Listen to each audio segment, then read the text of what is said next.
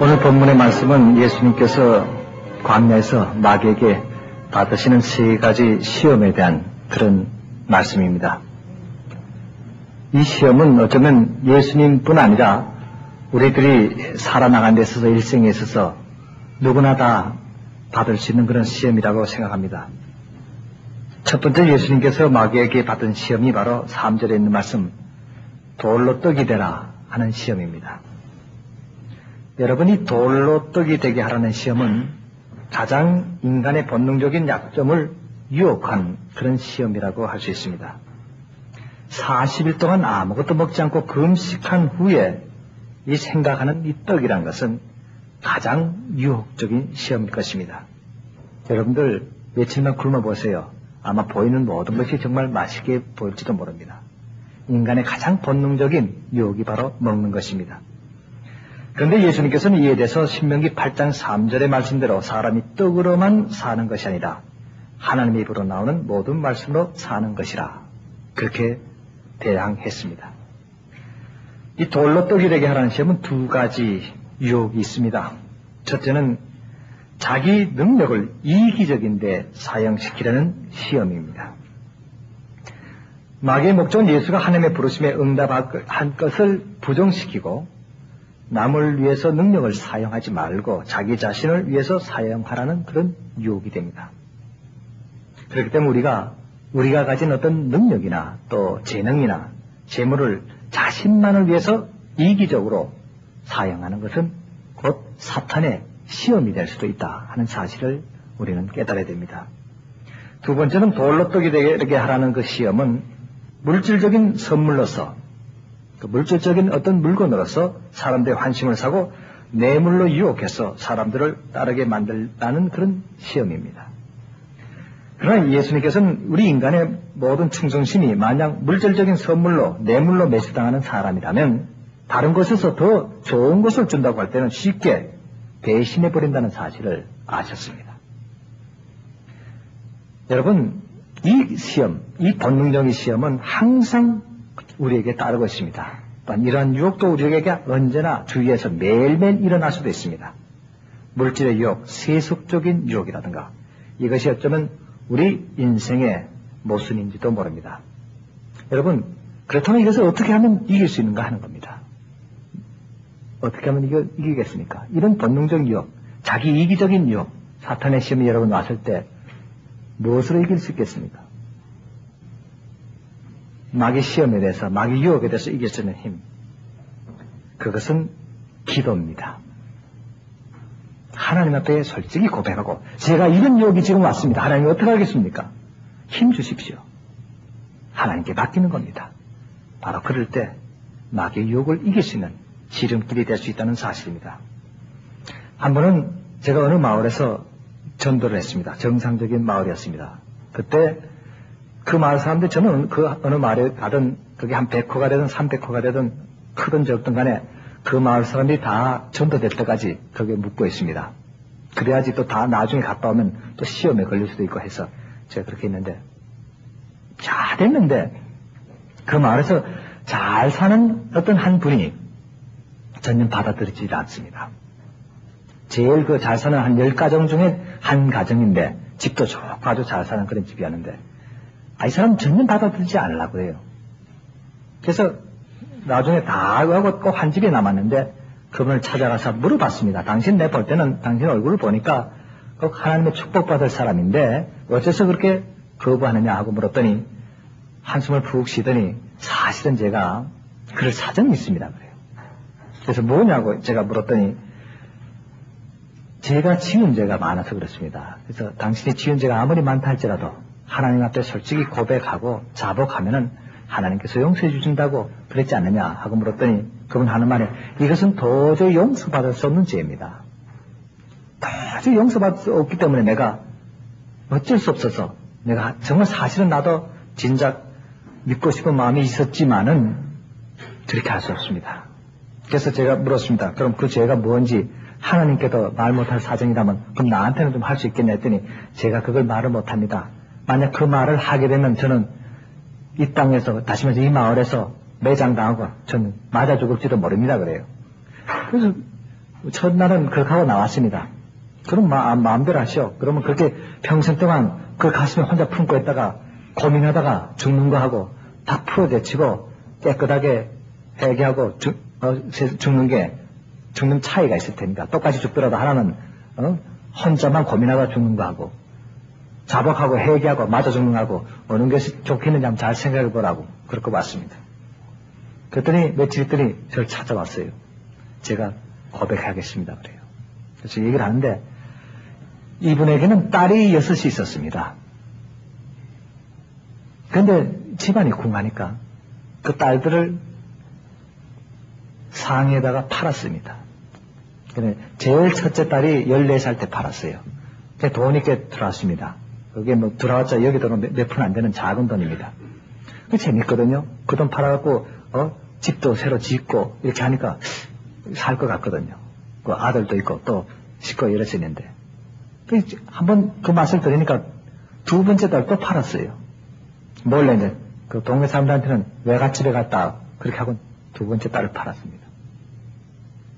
그것도 재밌거든요. 또 셋째 딸을 팔았습니다. 이렇게 해서 나중에 알고 보니까 그렇게 해서 4딸을 팔았는데 딸 6 중에서 2 남기고 어리니까 해마다 하나씩 팔은 거예요. 그 동네 사람들은 저 외갓집이 잘 사니까 아마 애를 걷어주는 모양이다. 그래서 시집 보내주는 모양이다 하고 이제 그렇게 생각하고 있었답니다. 4을 팔고 났습니다. 그러니까 집도 새로 짓고 그 동네에서 아주 부자 중에 하나가 됐습니다.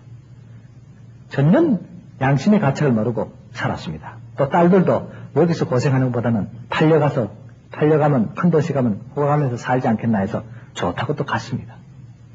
근데 여러분 그 딸들이 팔려서 어떻게 갔겠습니까? 정말 인생에 그 딸은 좀 죽은 것 같은 그러한 인생을 맞이했을지도 모릅니다. 이 사람이 지금까지는 그 팔아놓고 아무런 가책 없이 있었는데 이 복음이 들어가니까 양심의 가책이 생기는 겁니다. 참 이 복음의 역사가 묘하죠. 어떤 사람에게는 기쁨이요 생명이요 천국이 되지만 어떤 사람에게는 죽음이요 멸망이 순수로 다가오고 있다는 사실입니다. 그러니까 자기가 괴로운 겁니다. 그러니까 자기는 그런 거 안 믿는다. 나는 공산주의 사상을 그대로 신봉하겠다는 식으로 그렇게 뻗대고 나왔던 겁니다.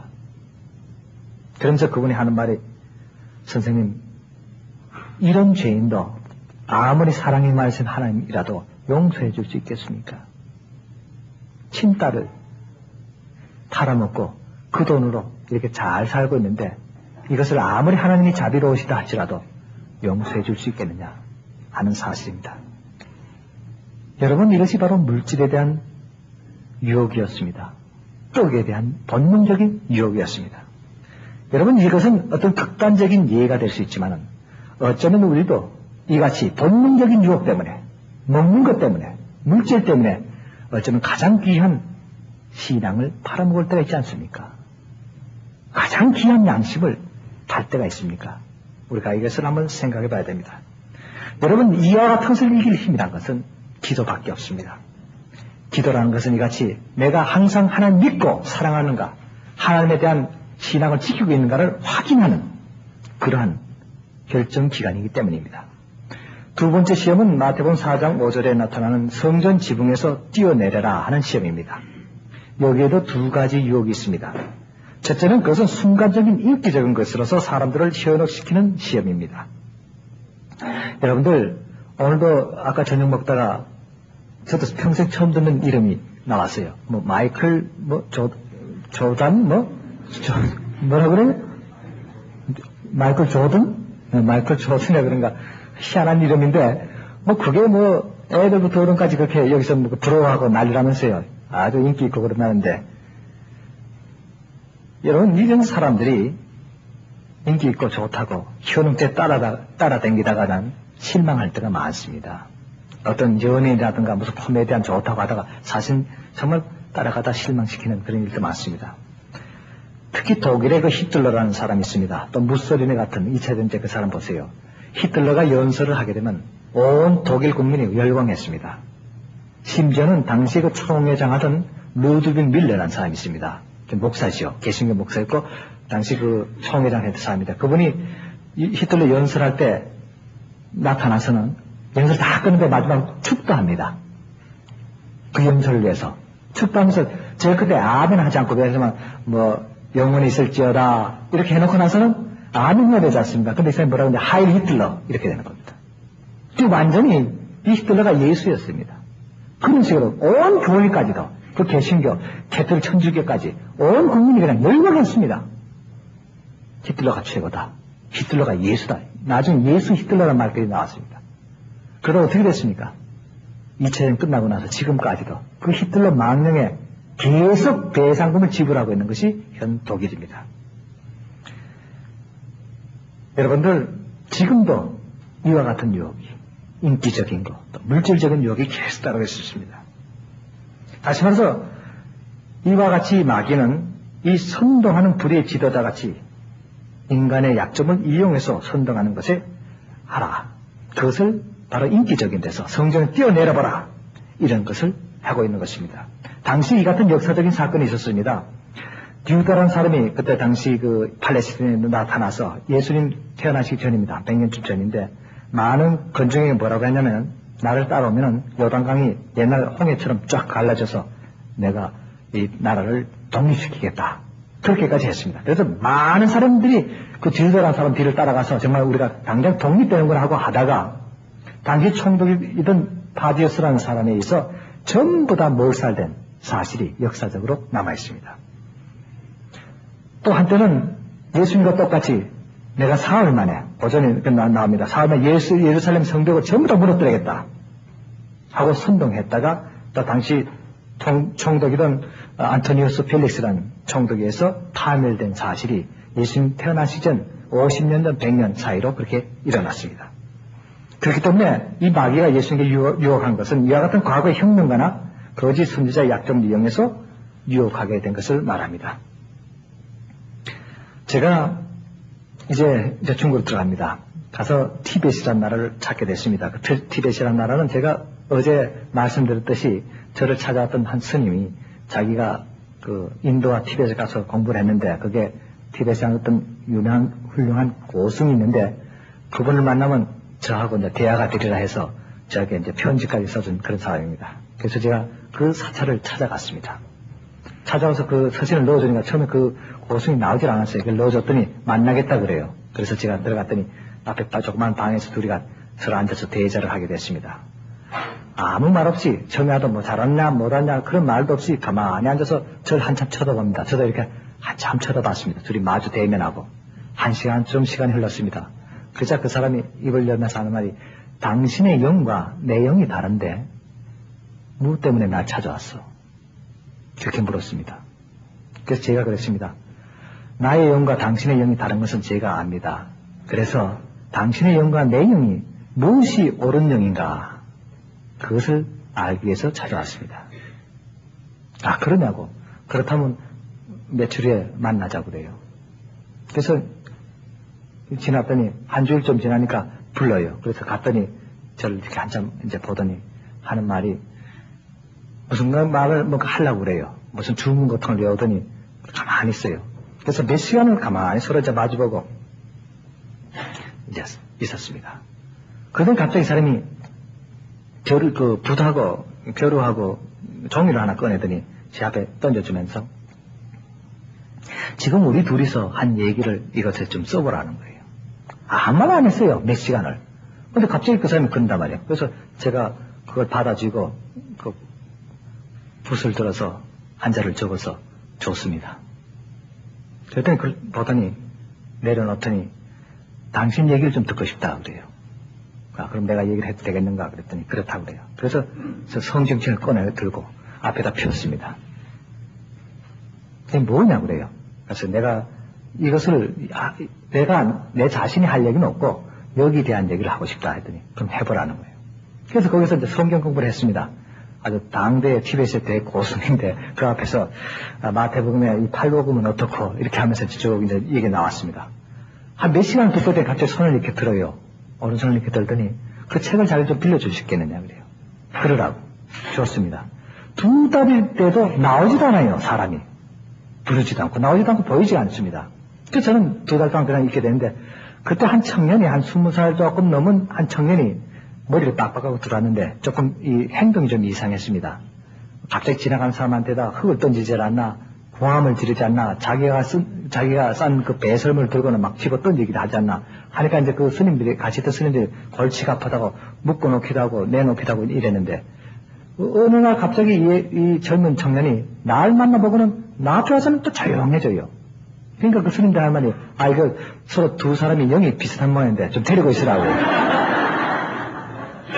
저 온 몸에는 자기 온물로 다 뒤집어 쓴 사람인데, 그래 부탁하는데 또 나도 불청객인데 그렇게 할 수도 없고 해서, 그럼 그렇게 하라고 해서 저랑 같이 제 방에서 함께 묵게 됐습니다. 근데 안전하게 아무 말 없이 조용해요. 한 3일 정도 지나니까 아주 정상으로 돌아와서, 내가 쓰는 저 신발도 닦아놓고 또 뭐, 예? 세수대에 물도 떠다주고 그런단 말이에요. 그래서 괜찮은 청년인데 왜 그러냐 해서 제가 그 청년 그랬습니다. 너는 정말 지혜롭고 착하고 선한 청년인데 너 괜히 엉뚱한 짓을 한 모양인데 이제는 괜찮을 거다. 그러니까 겁내지 말고 살면 되겠다 했습니다. 그러니까 한 주쯤 지나니까 이 사람이 괜찮다 보니까 그 다음 스님이 와서 하는 말이, 아마 당신의 영이 아마 우리 영보다 좀 더 강하기 때문에 이 청년을 권쳐진 것 같으니까 당신 마음대로 하라고 그래요. 그래서 그러면 내보냅시다. 가라고 했더니 이 청년이 안 가려고 그래요. 한 주일만 더 있다 간다고 해서. 그럼 그러라고. 한 주일 더 있다가 이 청년이 가면서 하는 말이, 선생님 만약 여기서 떠나시면 저희 집에 한 번만 꼭 들려달라고 주소를 이렇게 적어주고 가요. 그래서 그러자고 내가 기회 있으면 가겠다고 해서 떠났습니다. 그러고 한 2달 지났는데 이때 그 스님이 저를 불렀습니다. 가니까 그 성경절 제 앞에 이렇게 턱 놓으면서 하는 말이 깜짝 놀랄 만했습니다. 이렇게 바른 진리를 왜 이제 가져왔어? 이 사원의 선지가 2000년이 넘는데 이것이 이렇게 바른 진리를 갖다가 왜 아무도 이곳에 와서 그냥 던져라도 주지 않고 한마디 말도 하지 않았어. 기가 막힌 말 아닙니까, 여러분? 여러분, 이런 말 할 때 뭐라고 대답해야 됩니까? 그래, 성경적이고 불교적으로 딱 맞는 말이 뭐겠습니까? 이게 지혜거든. 그 사람한테 아이고 미안합니다 늦게 와서 이게 말이 안 되거든. 그렇잖아요. 참는 자가 복이 있나니 그것도 말이 안 되잖아요. 꼭 참았다가 올 때까지 기다려라 그것도 안 되고, 뭔가 이 사람도 공감될 그 말이 있어야 되지 않습니까? 하루가 천년이요 천년이 하루라다. 어때요? 가장 불교적이고 가장 기독교적인 말 아닙니까? 여러분, 이게 지혜거든요. 사람이 똑같은 말인데도 우물우물 하지 말고 이렇게 그 말 하자마자 턱 이렇게 나와야 되는 거라, 그 사람이. 그래서 그 사람이 척 이야기할 때 제가 숨도 쉬지 않고 하루가 천년이요 천년이 하루로다. 그러니까 그분이 무릎을 탁 치면서 고맙다고 절을 하면서 선물을 하나 줍니다. 이만한 곽에다 담은 꺼내보니까 피리 같아요. 때가 새까맣게 묻어있어요. 그래서 툴툴 들고 한번 불어보라고 그래요. 이 불어보니까 소리가 참 신기한 소리가 났어요. 그게 무슨 피리인지 압니까? 자기 스승이 죽을 때 남겨준 이 다리뼈로 만든 뼈피리였습니다. 이 티벳에서는 장례식이 우리하고 다릅니다. 사람이 죽으면은 그 친족들이랑 그걸 메고 올라갑니다. 그래서 그 피를 이렇게 불면은 새들이랑 별짐승이 몰려옵니다. 그 뼈피를 들고. 그럼 올라가서는 시체를 눕혀놓고 다 벗기고는 이 발바닥부터 칼과 끌로 다 오려냅니다. 다 갉아냅니다. 살을 다 뜯어냅니다. 그래서 주먹밥처럼 이렇게 만들어 갖고는 새에게 던져줍니다. 그러니까 모든 살을, 그러니까 얼굴 살까지 다 깨끗이 닦아냅니다. 아마 자연 환경이 더 좋을 것 같아요. 그러면 화장한다든가 매장하는 것보다 훨씬 낫죠. 그래서 다 벌려주고는 제일 뼈 중에서 제일 든든한 뼈가 이 다리뼈입니다. 이 다리. 예. 그거는 자기가 제자라든가 아주 친밀한 사람에게 선물로 줍니다. 그럼 거기다 구멍을 뚫어서 피리를 만들어서 불거나 뭐 다른 걸로 이렇게 하게 됩니다. 그 피리는 100년 전에 사셨던 자기 스승, 이분이 6살 때 그 입적을 했습니다. 6살 때 그게 이제 입문을 해서 사는데 그 스승이 죽으면서 자기한테 줬던 그 피리, 그러니까 100년 전 사람의, 100년이 떠넘은 사람의 그 피리인데 자기가 근 60년 이상을 갖고 있다가 얼마나 고마우면 그걸 줬겠습니까? 여러분, 전도 잘하면 이렇게 뼈피리도 얻게 됩니다. 아무 부담 없이 받게 됩니다. 그것만 좀 받은 게 아닙니다. 저보고, 그분이 그때 70이 됐으니까 하는 말이에요. 나도 얼마 있으면 죽을 텐데 죽게 되면은 자기 다리뼈 하나를 가지라고. 지금 미래의 피레까지 또 얻게 되는 겁니다. 그래서 몇 년 전에 갔더니 아직 세상 안 떠났었어요. 그래서 제가 그냥 서로 즐겁게 제의만 하고 왔습니다만, 여러분 그렇습니다.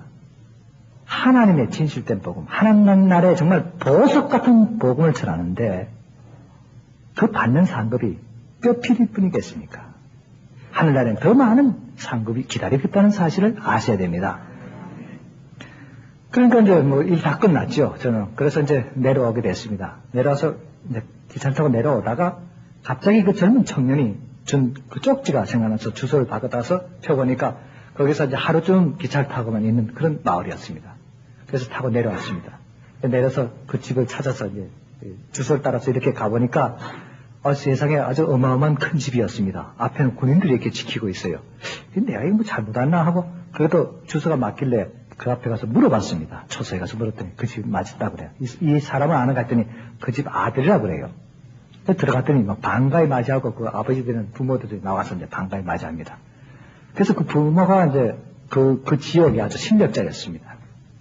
그래서 저보고 뭐 하는 사람이라고 해서 제가 목사라고 기독교 목사인데 복음 전하는 사람이라 그랬더니 그 사람이 갑자기 눈이 뚱그레지고 하는 말이 나는 못 들은 걸로 할 테니까 당신 딴 데 가서는 절대 이런 말 하지 말라고 그래요. 그래서 내가 그럴 줄 알고 얘기했노라고 당신은 비밀을 지켜줄 줄 알고 그랬노라고 웃었더니 자기도 웃어요.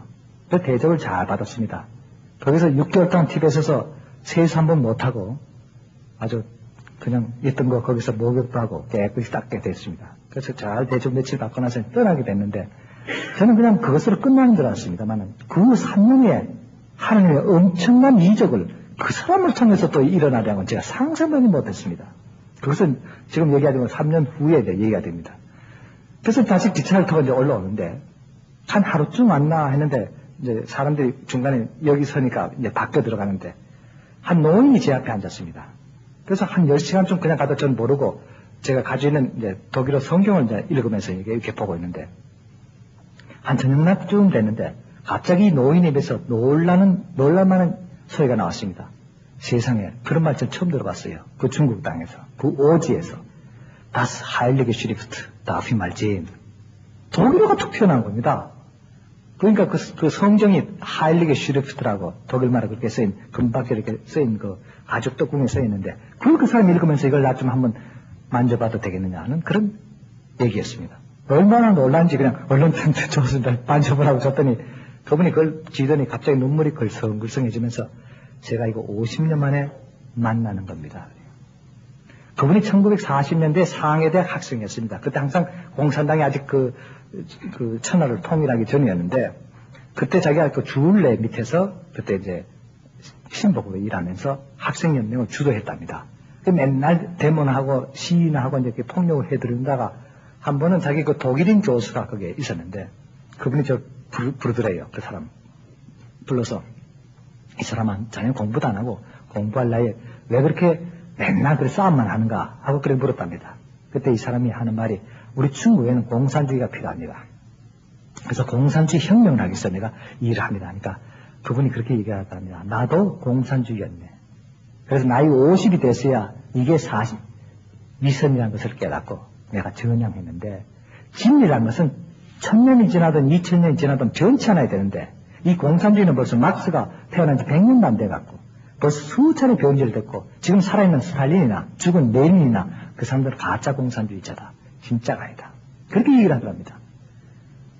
그럼 뭐가 진리입니까? 하고 얘기를 했더니 그 사람이 이 책을 한번 읽어보긴 하고 준 책이 바로 내가 가졌던 그 책과 똑같은 그 고딕체를 쓴 하일리게 슈리프트라는 그 책이었습니다. 성경이었습니다. 그래서 이 친구가 가서 읽어보니까 자기 마음에 안 들죠. 혈기왕성한 20대였는데 보니까 뭐 오리를 가고자 하면 심리를 가고 오리편 뺨을 떼거든 왼편 뺨을 떼고 도저히 맞지가 않는 겁니다. 그래서 도로 갖다 줍니다. 이게 우리하고 안 맞습니다. 우리 중국 인민을 위해서는 이게 안 됩니다. 우리는 싸워야 됩니다. 던져줬습니다. 그때 그 교수가 눈물이 글썽글썽하면서 하는 말이 이 사람아 국가 지도자가 사회 지도자가 잘못된 진리를 쫓아가게 되면 그 민족과 그 사회는 망하게 되네. 그렇게 얘기를 하더랍니다. 그러면서 울더래요. 그래서 자기는 그거 안 하겠다 하고 열심히 혁명운동을 했답니다. 그러다가 과연 1949년에 중국이 통일되고 자기로 그 공로로 인해서 주울레 보좌관이 됐다가 60년대 들어와서는 이제 그 교육상까지 맡은 그런 아주 공산주의 이론가로 출세를 하게 됐습니다. 그렇게 그걸로 끝났으면 이제 몰랐죠. 그러다 1966년에 문화혁명이라는 것이 일어납니다. 그때 완전히 파괴됩니다. 개혁파들, 유석이, 대표적 유석이, 주석이 처형당했죠. 등소평은 빨가벗겨서 쫓겨났지요. 그 밑에 있던 개혁파들 처음에 쫓겨나면 자기도 꽁꽁 묶여갖고 번거지 씌워갖고 강제노동으로 쫓겨났답니다. 그 쫓겨나면서 온갖 돌팔매를 받고 힘을 뱉고 그 자기 밑에 부하들이 그런 걸 받으면서 그때 갑자기 옛날에 40년대 자기 스승 생각이 나더란다. 그 독일인 교수가. 지도자가 잘못된 진리를 따라가면 모두 망하는 것이 아니라 온 민족도 망한다. 기가 막히더랍니다. 그래서 10여 년간을 강제노동에서 있다가 독권이 됩니다. 등소태가 재집권하면서 이삭 불렀답니다. 같이 일하자고. 그때 이 사람은 완전히 공산주의에 환멸을 느껴갖고 못하겠다고. 그래서 낙행에서 고향에서 살던 때였습니다. 그럴 때 저를 만난 겁니다. 자기 집이 가까우니까 이 사람이 하는 말이, 선생님 우리 집에 좀 며칠 유하시면 안 되겠냐고. 제가 좀 은은 그렇게 됐다고. 그래요. 그러자고. 사실 저도 뭐 갈 때는 많지만은 오라는 데가 없었지요. 그러니까 어딜 가야 될지. 그래서 뭐 아무데나 오라는 데는 서슴지 않고 갔습니다. 들어가니까 자기 입에 들어서자마자 갑자기 무릎을 고개를 이렇게 숙이고 두 손을 이렇게 먹더니, 선생님 제게 글 좀 가르쳐 주시오. 그런다고. 아니 당신은 독일어도 이렇게 잘하고 상해다 총장까지 하는 학자인데 뭐 나한테 배울 게 뭐 있냐니까, 그것이 다 허사입니다.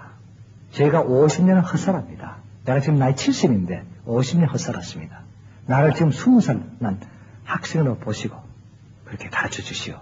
그럽니다. 왜? 50년 완전히 헛살았다는 겁니다. 공산주의 운동하면서. 그러니까 그걸 빼버리고 날 머리 하얀 20살 학생으로 봐주시오. 제가 선생님을 모시겠습니다. 그래서 그날부터 그 집에서 유하면서 여러 달을 거의 한 반년 가까이 유하면서 나는 그분에게 성경 가르쳐주고 그분 제게 또 중국어, 아주 정확한 중국어를 이제 배우게 됐습니다. 그래서 그 참 아주 좋은 조건이 됐죠. 이 사람이 복음을 받아들이면 놀라운 역사가 일어난다. 여러분, 진심으로 복음을 받아들이면 사람이 변화됩니다. 그 변화가 뭔지 압니까? 전도하고 싶은 마음이 생기는 겁니다. 그런 말씀을 전혀 잠깐 못 하겠다는 겁니다. 갑자기 노인이에요. 그래갖고는 그 집에다가 아주 넓은 뜰인데 거기다가 지붕만 대충 이렇게 해놓고는 그 동네가 한 800호 정도 이상 된 동네인데 한 2,000명 인구가 2,000여 명 됐습니다. 거기에서 청년들이 20대, 30대 아주 청년들 한 400명 가량이 됐습니다. 그러니까 그분 하는 말이, 노인들은 빼놓고 우선 젊은 사람부터 변화시켜 놓으면 어른들 자연히 따라올 거라고. 20대, 30대. 그래서 그 학생들 다, 학생이 아니죠. 청년들을 불러다가 거기서 이제 매일 저녁 야간 성경학교를 시작한 겁니다. 사실은. 나한테 배우면 당장과 그날 저녁, 낮에는 나하고 공부하고 밤에는 그 학생들하고 공부를 시작한 겁니다. 여러분, 한 달, 두 달, 세 달 전에 놀라운 역사가 벌어집니다. 중국 사람은 술을 잘 먹습니다. 담배를 지독하게 피웁니다. 자, 술 먹고 담배 피우게 되면 뭐 합니까? 노름하게 됩니다. 맞잖아요. 노름하거나 뭐 합니까? 이런니, 딴니 하면서 싸우게 됩니다. 매일 난장판이에요. 특히 이제 그 겨울 되면 일을 안 하게 되면 뭐 이건 뭐 난리입니다. 그런데 공부를 하고 나니까 술이 끊어지죠. 담배가 끊어지죠. 술 팔러 온 사람이 이상한 동네가 돼버렸다는 겁니다. 이 술을 안 먹으니까. 그러니까 거기 소문이 지역 당위까지 났습니다. 저 동네 좀 이상해졌다 이렇게 된 거예요. 찾으러 왔습니다. 그러니까 저녁마다 뭐 공부를 하거든. 근데 그 앞에다 뭐라고 써놓으면 진리학사라고 이렇게 딱 써붙여 있습니다. 그러니까 진리라는 것은 뭐 대통령 사회주의니까 정말 이건 모범적인 마을이라고 표창해보겠다고 이제 갔습니다. 그 사람들이. 허가가 났죠. 진리학사 허가가 나서 저녁에는 이제 참 배우게 되는데, 이 청년들이 달라지니까 예의가 생겨야 됩니다. 그렇지 않습니까? 어른에게 공짜인데, 이 공산주의라는 어른 아이 없는 것이 공산주의입니다. 그래서 아무나 보고 동무라고 그러지 않습니까? 위아래가 없어요. 그런데 이 하나님 복음 받아들이니까 부모를 공경하게 됩니다. 어른들에게 공손하게 된 겁니다. 아이들에게는 엄하게 교육이 된 겁니다. 동네가 확 달라졌어요. 전에는 당에서 이 다리 부서졌으면 당에서 만들어 주길 기다렸습니다. 이제는 자기들 스스로 합니다. 그 당에서 오면 좋거든요. 전에 맨날 투정하더니 이제 자기들 알아서 뭘 다 하니까 정말 모범적인 마을이라 그래서 표창까지 받았어요. 예수 믿고 또 당에서 표창 받는 거 처음 봤지요. 그러고 있는데 한 번은 제가 그 마을을 이렇게 이제 하던데 어느 날 가만히 보니까 그 사람들이 변화는 되면서도 뭔가가 그래도 아직도 만족지 못한 그런 자세였습니다.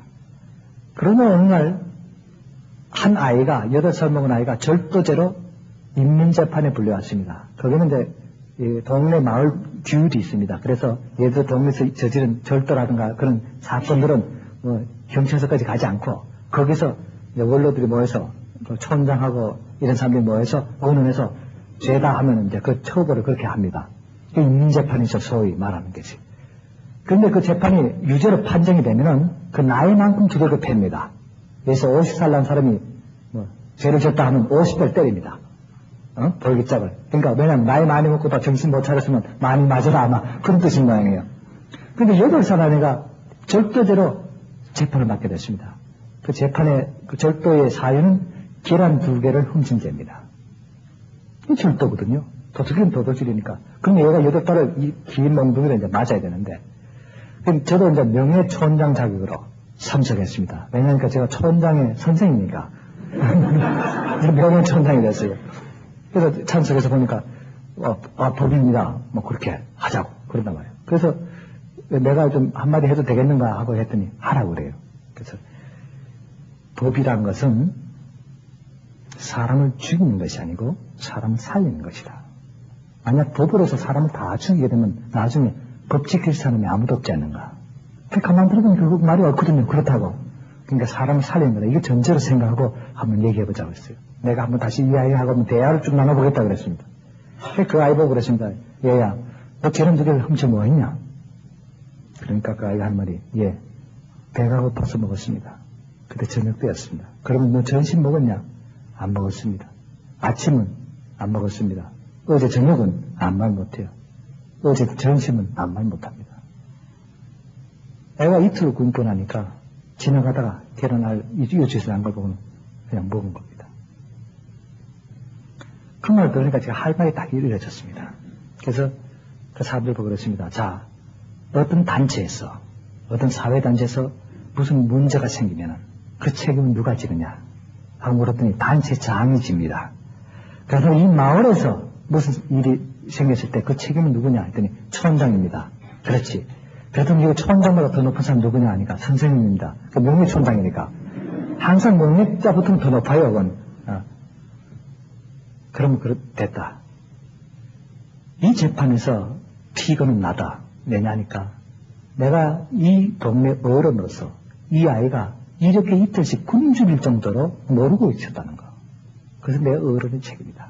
이 아이가 어느 누구든 이틀 굶고 아이가 지나가다 계란 있는 거 안 먹은 아이가 없다.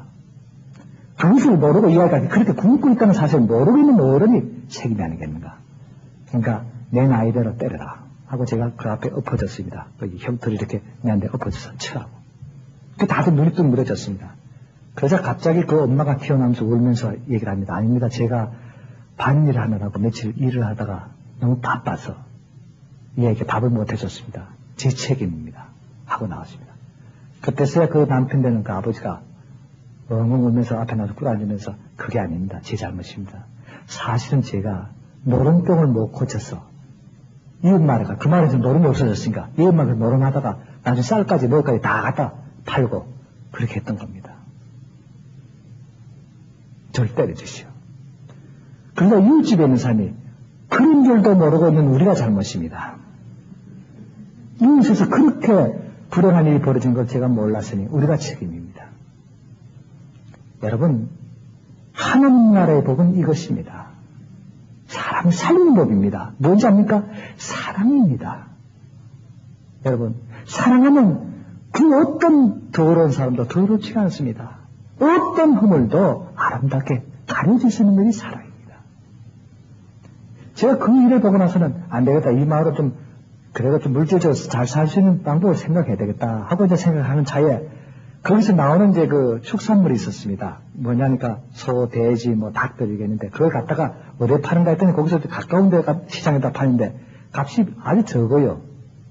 그래서 틀림없이 어딘가는 좀 많이 드는데 있겠다고 제가 이제 멀리 나가봤더니 거기서 한 300km 지금 떨어진 곳에 큰 시장인데 거기서는 자기 이웃에서 파는 것보다 한 3배가 비쌉니다. 그렇다면 그걸 갖다가 팔면 되지 않겠냐 했더니 그걸 갖다가 다 죽을 거라는 거야. 300km를 달리고. 그죠? 대구 가면, 뭐 어떻게 하는데 했더니, 그 수업들을 다 걸어서 가면 300km 가면 다 죽지. 그러지만 뭐 치료가 싫어갖고, 그거 갖다 주면 금방 몇 시간을 갈 거 아니냐. 그 생각 못 하는 거예요, 사람들은. 그냥 인물을 가까이서 팔고 이제 들어야 되는 거예요.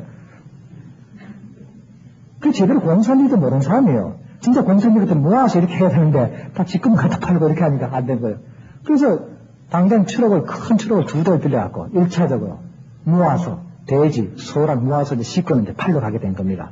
그 첫 사업이니까 이제, 나보고도 가자 그래요. 그래서 그럼 나도 가자고. 그래서 이제 앞차에 3명씩 이렇게 6명이 타고 2차를 타고 잔뜩 싣고 이제 떠났습니다. 항상 가니까 중간쯤 그 지점에 이제 기름도 넣고 이제 쉬는 곳에 있었습니다. 거기에 내려서 이제 쉬어갖고 기름을 넣고 또 가야 되니까. 그러고 있는데 갑자기 어깨가 쭉 버리고 힘이 센 듯한 청년들 몇치가 이렇게 쑥 오더니, 이거 뭐 하려는 거였나 그래서, 이 물건은 제가 우리들이 갖고 가서 저 시장에서 팔 거라고 그랬더니, 요만한 쪽지를 주면서 이 상점에 갖다 팔라고 그래요. 값만 맞으면 팔죠. 하고 이제 들고 왔습니다. 그 시장에 갔더니 굉장히 큰 시장인데, 이제 가서 이제 사업을 하려면, 물건을 팔려면 제일 많이 주는데 팔고, 그렇잖아요? 그리고 살 때는 제일 싼데, 그래서 사야 되잖아요. 그 기분만 알면 되니까, 탔다 보니까 어디가 제일 많이 주길래, 거기서 팔았습니다. 그 사람 주라는 데는 보니까 값을 싸게 주려고요. 그래서 안 팔고, 제일 많이 준 데 파니까, 이 중국에는 수표 거리가 없습니다. 그러니까 전부 현찰로 돈을 받으니까, 큰 자루에 2자루가 꽉 찼습니다. 그 동네 사람들 처음 보는 돈이니까, 야, 하고 이제 그걸 들고 이제, 앞에다 싣고는 이제 뒤에서는 이제, 그 호위하면서 이제 2대가 빈 차로 이제 가면서 휴게소 가서 저녁도 좀 잘 먹고, 기름 넣고 들어가야 되겠다 하고 떡 도착하니까, 웬걸 한 20여 명 되는 아주 이런 막, 우락부하게 생산 떡빙 들었습니다. 또 나는 뒤차 타고 있었는데, 뭐 옥신각신해요. 그래서 먹으라니 가니까, 이분들이 돈을 내라는 거래요. 통행세를. 중국은 2가지 세력이 있습니다. 하나 공식적인 세력하고 비공식적인 세력이 있어요. 이제 비공식 세력한테 걸린 겁니다. 그러니까 뭐, 안 된다고 그러고 이제 난리 났죠. 자기들이 알지 않습니까? 공동해서 이제 물어왔는데 그걸 뭐 떼줄 수 없고 다투는데, 제가 가서 뭐 때문에 그럽니까? 하니까 그 두목된 사람이 이제 앞에 나왔어요. 우리가 돈이 필요해서 달라고 그런다 해서 그 돈을 뭐한테 쓰시려고 그렇게 필요합니까? 그러니까, 내 좋은 일에 쓰려고 그러니까 내놓으라고 그래요. 그래서 제가 그랬죠. 그래, 내가 보는 성경책에는 누가 부탁을 거절하지 말라 했으니까 뭐 드려야죠. 그래서 돈 가져오라고. 그 2자루 몽땅 다 줬습니다. 다 가지라고. 그래서 줄 바야 다 주지. 그걸 뭐 어떻게 계산해서 줄 수 없잖아요. 나도 계산도 못하고 그만 하는 돈은 뭐 시간 쓰고 다 가져가라고. 그러니까 같이 왔던 이 사람들은 깜짝 놀란 거죠. 깎아서 조금 줘야지 그걸 다 주는 법이어야 되냐 이거죠. 저분은 지혜는 있는데 저 장사는 못하는 분이다 이제. 그러니까 우리 내 제자인 첫 번째 제자인 그분도 그 노학이란 분인데 그분도 아주 막 얼굴이 새카매진 거예요. 가면 이제 맞아 죽었다 싶었지. 이제 동네 사람들한테 돈 다 뺏기고 온다면. 그걸 가자고. 편안하잖아요. 만약 그러다가 싸우면 누가 다칠 수도 있고. 우선 사람 편안하게 해야 되는 거니까. 돈 다 준다고 그 사람이 우리 시비 걸 리가 없지 않습니까? 그 탔죠. 한 30분쯤 오는데 집차 2대가 쏘고 꽉 서요 앞에다가. 그래서 내리니까 그 두목하고 그 사람들이야. 그래서 왜 하니까 돈보다 도로 내놔요. 그래서 왜 이 도로를 가져왔냐 했더니 아무래도 예감이 이상해서 내가 못 받겠다는 거예요. 아니 여러분들 무슨 뜻인지 알고 웃어요. 그래서 무슨 예감이 이상하냐 하고 물었더니 하는 말이 다른 사람은 저들도 맞아야 돈을 주는데 피를 봐야 돈을 주는가 하는데 당신은 서슴지 않고 그것도 깎아 달라는 것도 아니고 몽땅 다 주니까 아무 예감이 이상하는 거예요 이거. 그러니까 기분 나빠서 못 받겠다는 거예요. 가져가라요. 그럼 어떡합니까 도로 주는데. 그래서 이제 도로 받아서 앞에 타고 갔어요. 한 얼마쯤 가는데 갑자기 앞차가 꽉 서요. 막 뛰어내리는 거예요. 그래서 무슨 일 났나고 내렸더니 선생님 큰일 났습니다. 왜? 돈이 더 왔습니다. 우리 집보다 더 나가는 게 있어요. 그러니까 한참 있다가 저놈들이 우리를 이거 핑계 삼아서 잡아서 부적을 패고 이 차까지 뺏으려는 거 아닌지 모른다고. 이거 어떡하지 하고 안절부절해요. 그거 어떡하지? 이거 더 갖다 줍시다 그래요. 그 많은 돈, 남은 돈 더 줘야 된다고. 그렇지, 남의 거 가져오면 안 되지. 우리 것만 가져가야지. 그럼 옳은 말이다. 그럼 돌아가자 그랬어요. 돌으면 그리 왔습니다. 또 1시간 걸어오고. 그러니까 그 사람들이 왜 왔냐 그래요. 돈이 더 많아져서 그 전 돌려주러 왔다고 그랬더니 참 이상한 사람들이라는 거예요. 응? 남은 억지로 돈 뺏어가는 판인데 그 있으면 그냥 가도 되는데 그걸 왜 그랬냐 그러는 거예요. 그래서 그 두목이 뭐라고 하는지 압니까? 제가 선생을 보니까 아무래도 내가 그 돈 갖고 있는 것보다는 제 며칠은 번 건데 선생께서 그 돈을 쓰시면은 훨씬 더 유익할 것 같아서 평생 처음 하면 사람 노릇 해보려고 합니다. 그냥 가져가시오 이런단 말이에요. 그 어떡합니까? 자꾸 가져가라니까. 들고 왔습니다. 그리고 집에 오니까 온 동네 사람 난리가 났죠. 앞으로 소 팔고 돼지 팔 때 선생님 갑시다. 이건 한 돈보다 이게 들어오는 돈이 더 많다는 거죠. 집에 들어왔습니다. 대문을 내고 집에 딱 들어오는데 갑자기 노하게 그 노인 제자가 두 손을 이렇게 벌리고 앞마당에 꽉 엎드려져요. 그래서 막 엉엉 웁니다. 놀래서 당신 왜 이러냐 이렇게 선생님 날 발로 그냥 꽉 밟아서 때려주십시오 그래. 그래서 왜 그러냐 했더니 제가 가론지랍니다. 가릅니다고 내 살아왔나 왜 갑자기 그러냐고 했더니 사실 제가 아까 선생님을 의심했습니다. 제가 선생님을 원망했습니다. 제자가 스승을 원망하고 의심한다는 것은 배신하는 겁니다. 제가 가릅니다가 아니고 무엇이겠습니까? 저를 때려주십시오. 한 번 배신하면 10번, 20번 배신하겠는데 제가 얼굴을 들 수가 없습니다. 선생님이 그 뜻을 모르고 제가 몰랐습니다. 내 뜻이 뭔데 하고 봤더니 선생님은 먼저 사람 다치지 않게 하기 위해서 아닙니까? 돈이 중요한 게 아니고. 그러니까 뭔가를 다 주면 절대 해칠 리가 없지 않습니까? 깍지하는 거 두들겨 맞고 치고 이렇게 되는 거예요. 사실 저도 그렇게 생각했습니다. 사람이 우선이다. 그리고 이 살기 든든한 도둑에게는 전부 다 줄 때 그 사람들 기가 막혀서 손을 못 댄단 말이에요. 여러분 바로 그렇습니다. 아무리 물질이 중요하다 할지라도 사람만큼 중요하지 않습니다. 여러분 사업하면서 왜 실패하는지 아닙니까? 사람을 경시하기 때문입니다. 자기 몸을 경시하기 때문입니다. 예수님께서 뭐라고 했어요? 네가 아무리 곳간에 보물 그득 쌓아줄지라도 오늘 밤 내 생명을 걷어가면 그 보물이 무슨 소용이 있느냐. 여러분 기독교 경제학의 1대 원칙이 사람 중심입니다. 그게 사업의 비결인 겁니다. 그래서 그 사람이 통고를 하면서 그래요. 그래서 아니라고 정말 이렇게 나는 이렇게 훌륭한 정말 회계 금당하는 제자도서 고맙다고 제가 이제 그렇게 했습니다. 그러고 며칠 있는데 웬 손님이 찾아왔어요. 누군지 알아요? 그 두목이 또 찾아옵니다.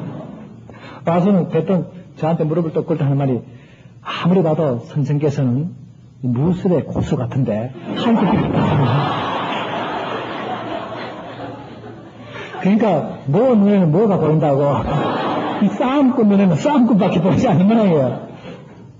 자기가 6살 때부터 7살 때부터인가 그 세계에 들어왔답니다. 그러니까 어릴 때부터 이제 소매치기부터 시작했고 들어와서 지금 그때 36인가 그래요. 한 30년 가까이 그 세계에서 기반을 다져서 자간에 싸움이라면 자기를 따를 사람이 없다나 그러면서 사람도 자기 손으로 수십 명을 죽였고 그렇게 했는데 오늘 선생님을 며칠 전에 선생님을 딱 만나보니까 보통 고수가 아닌데 한 수 좀 가르쳐 주시오. 그래서 그러니까 그 노학이라고 하는 말이 큰 스승이 그렇게 내가 한마디 한다고 들어주겠는가? 자네 정성을 보이게 그렇게 하고 스승이라 그 말대로 내가 무슨 힘이 있어요? 그렇다고 해서 우리 선생님 아무 힘 없으니까 가거라 하면 그 사람도 그렇게 못했던 모양이야. 그 노인도 아주 근엄하게 물러쳤죠. 천만원 갚니다. 그분은 또 왔어요. 당장 제가 제자로 삼아달라기는 너무 고귀하신 분이고 제가 가끔 놀러와서 할 테니까 제게 좀 그런 한 수 좀 가르쳐줬으면 좋겠다고 생각났을 때마다 한번 보여줬으면 좋겠다. 그래서 이제 두 번째 제자가 생겨나게 됐습니다. 근데 사람이 참 이상하죠? 옛날 공산당 이론가에다가 이제 도둑 두목까지 이제 몰려오게 된 겁니다. 우리 마을은 그 마을뿐 아니고 다른 마을 우리 제 마을로 들어갑니다. 식구가 참 많습니다. 아주 많은 수의 사람이 삽니다. 아무런 문제도 없습니다. 뭐 고민거리가 하나도 없습니다. 이혼하는 사람도 아무도 없습니다. 이혼 상담을 하는 사람도 없고 또 뭐 자식 걱정하는 사람도 아무도 없습니다. 딱 하나 있어요. 배고픈 겁니다. 그래서 그분들이 세상을 떠날 때 하는 말이 선생님 천국 가면 밥 세 끼 먹는 것이 천국이지요. 그럽니다. 그럼 저는 그렇게 대답합니다. 천국은 밥 세 끼에 반드시 먹는 곳이다. 그러면 아멘 합니다. 여기는 아무도 아멘 안 하네. 세상을 떠날 때 제가 물어봅니다. 당신이 살아있는 동안에 가장 하고 싶고 원하는 소망이 뭐냐 물으면 딱 한 번만 배불렀으면 좋겠다는 겁니다. 두 끼도 아니고 세 끼도 아니고 딱 한 끼만.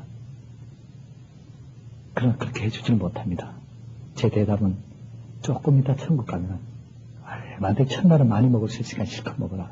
거기 가면 뭐든지 있다. 제가 얘기를 합니다. 여러분 이 병은 중국말로 마팡병이라고 합니다. 마귀의 바람으로 얻은 병이라고 해요.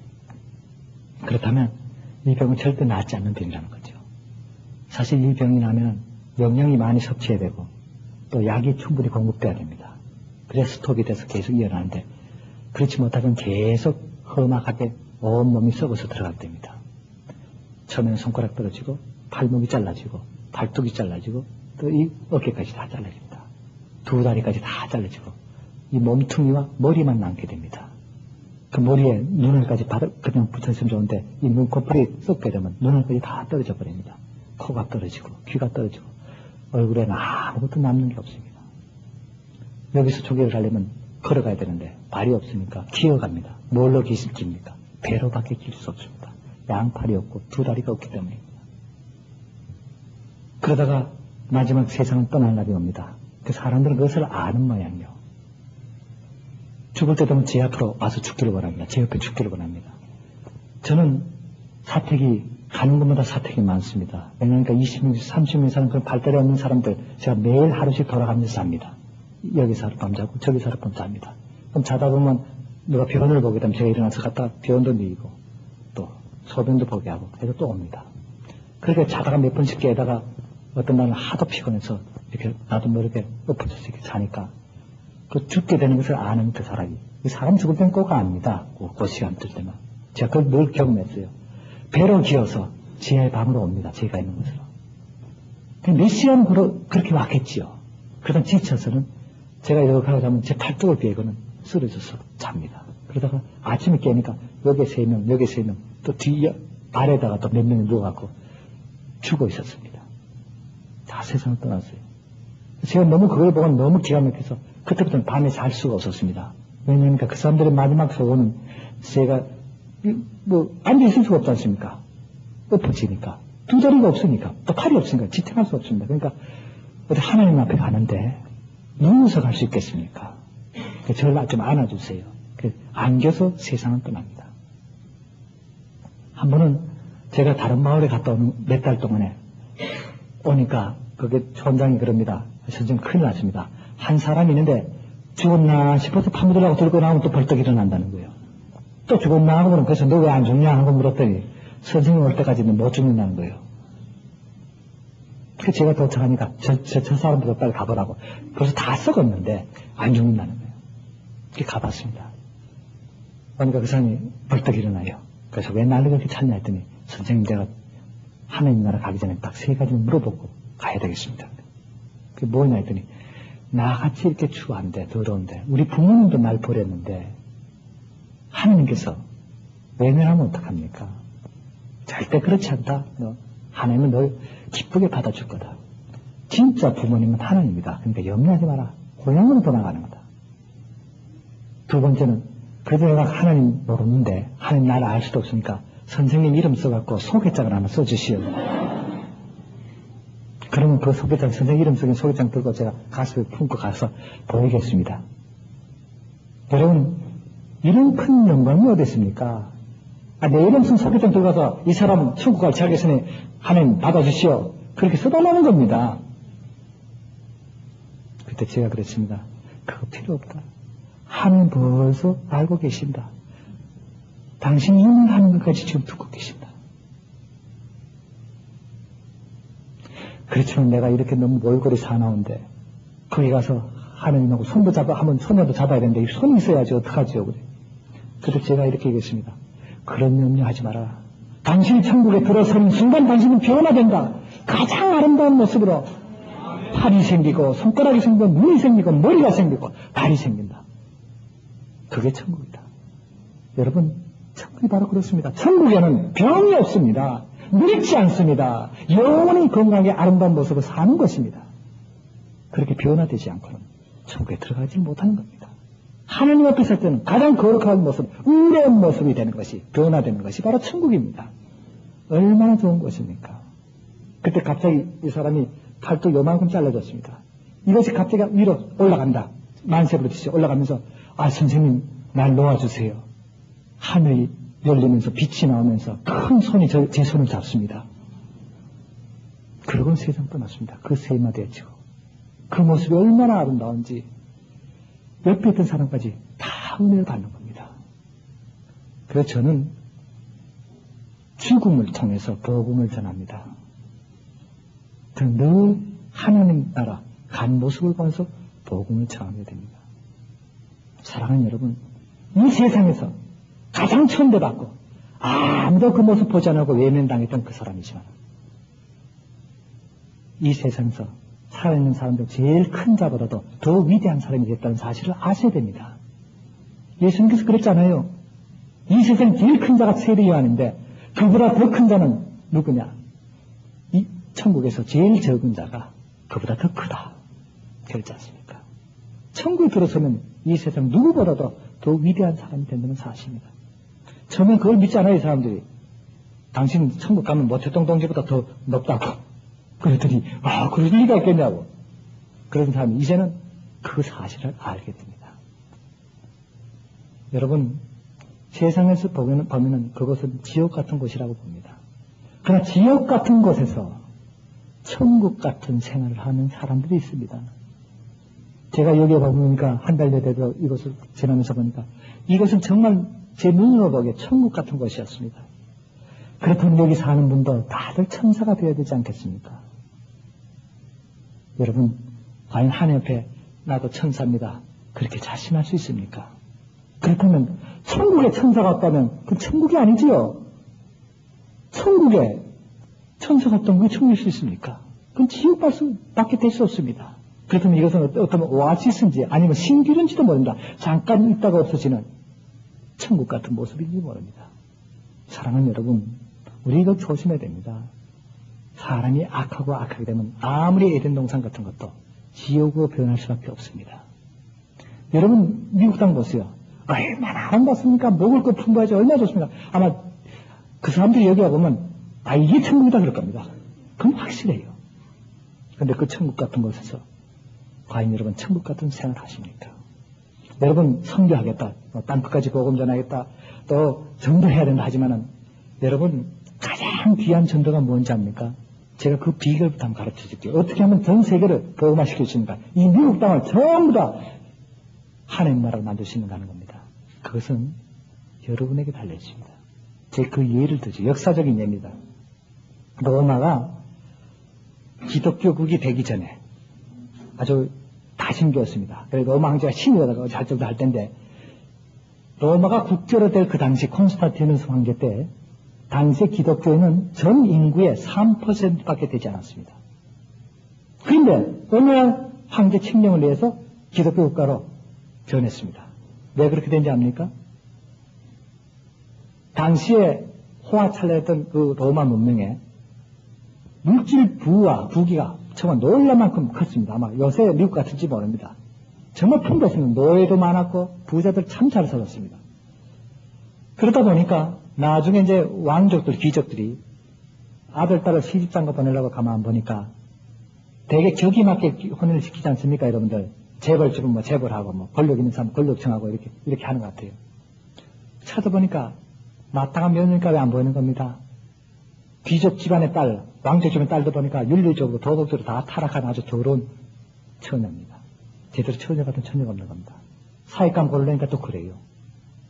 그래서 그 왕족들이, 귀족들이 가만히 생각하다가 그러면 이 땅에서 정말 순결하고 깨끗한 영혼가 몇 되는가 하고 찾았더니 놀랍게도 그렇게 박해받고 없인 여김 받은 그리스도인이었습니다. 그리스도인의 딸들은 순결하다, 깨끗하다. 몸만 깨끗한 것이라 마음도 깨끗하다. 부모에게 효도하고 깨끗하다. 그렇게 소문난 겁니다. 과연 만나보니 그렇거든요. 그러니까 혼사를 청혼을 한 겁니다. 그 귀족집에서, 왕족에서. 이 집에서 안 하려고 그랬죠. 그 집에 강제라도 데려온 겁니다.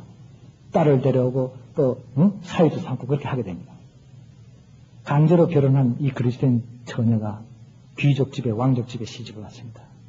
아이를 낳게 됩니다. 아이를 뱃속에 가지게 되도 하나님께 기도합니다.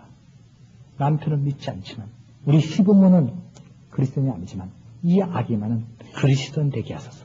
뱃속에서도 기도했습니다. 자기도 모르게 그리스도인이 되어버린 겁니다. 그래서 한 대가 지났습니다. 두 대도 또 그렇게 됩니다. 세 대, 3대. 이렇게 100여 년 지나니까 당시의 왕족, 귀족이 전부 그리스도인이 되어버린 겁니다. 거의 3%였습니다. 그러니까 당장 황제까지도 그리스도인 된 겁니다. 황후까지도 그리스도인 되어버렸으니까. 그래서 국교가 된 겁니다. 완전히 복음화를 이루어졌다는 사실입니다. 지금도 마찬가지입니다. 그때 꼭 따뜨려 봅니다. 여러분, 이 성경에서는 과거가 없습니다. 항상 현재입니다. 항상 같은 역사가 반복되겠다는 사실을 아셔야 됩니다. 지금 우리가 이 세계 복음화 하려는 것은 선교사를 가서 하는 것이 아니라 여러분 가정에서 이루어져야 됩니다. 여러분의 자녀가 순결하고 깨끗하고 하나님 것이 합당하고 세상 사람 보기에 합당하다면 얼마 가지 않았어. 완전 복음화는 문제없이라고 봅니다. 그렇잖아요. 온 사람들이 그리스도인 교회 다니는 사람의 딸은 아름답고 깨끗하다. 교회 다니는 사람들의 아들은 훌륭한 사익감이다. 그렇게 했다면 얼마나 좋습니까? 여러분 가정, 여러분 자녀가 앞으로 이 땅을 복음하느냐 못하느냐 거기에 달렸습니다. 그 먼저 여러분 부모들이 과연 그리스도인이냐 아니냐에 따라서 진정한 그리스도인이냐 아니냐 그것이 중요한 겁니다. 저는 늘 이렇게 생각합니다. 그리스도인이라는 것은 먼저 인격자가 된 후에 한 단계 높은 거라는 겁니다. 먼저 사람답고 훌륭한 인격을 갖춘 후에 그리스도인이 돼야 됩니다.